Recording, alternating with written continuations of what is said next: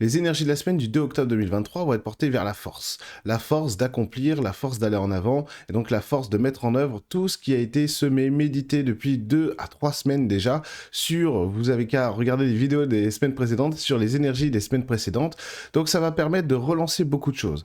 C'est-à-dire qu'il y a dans l'esprit, dans la psyché humaine, actuellement des choses qui arrivent à maturité, en tout cas notamment pour tous ceux qui ont bien médité ce qu'il fallait méditer dans leur vie actuellement. Vous savez, un être humain, c'est un peu comme les saisons, eh ben, ces saisons, elles bénéficient à tout le monde, mais pas forcément de la même manière.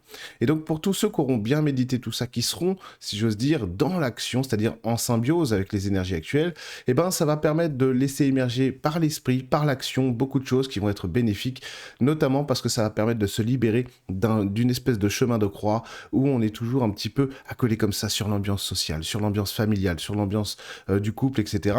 Et donc, récolter beaucoup plus individuellement pour mieux briller dans la société.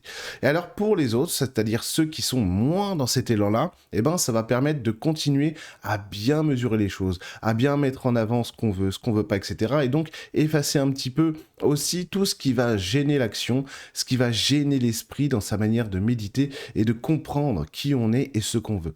Donc là-dessus, il n'y a pas trop d'inquiétude à avoir hein, pour ceux qui seraient un petit peu plus dans le doute, je sais pas trop ce que j'ai à faire, oui mais moi je doute encore, comment ça se fait, parce qu'il y en a qui apparemment qui passent à l'action et c'est bien pour eux, ils récoltent et c'est vrai, c'est ce qui va se passer. Mais moi non, etc.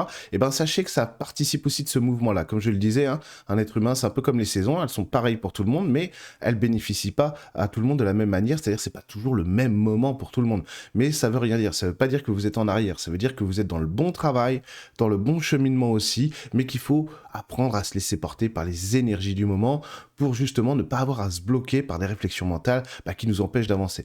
Mais grosso modo, cette semaine, les énergies vont être quand même très positives parce que on voit bien que on a des énergies qui venaient nous aider, qui venaient nous soutenir. D'ailleurs, ce sera le cas tout l'automne, hein, notamment avec les galactiques qui vont venir nous soutenir. Alors que là, cette semaine, c'est le moment de se dire, allez, je remets de la légèreté, je remets de l'action. Tant pis si c'est pas le résultat souhaité, mais en tout cas, c'est important de repartir en avant.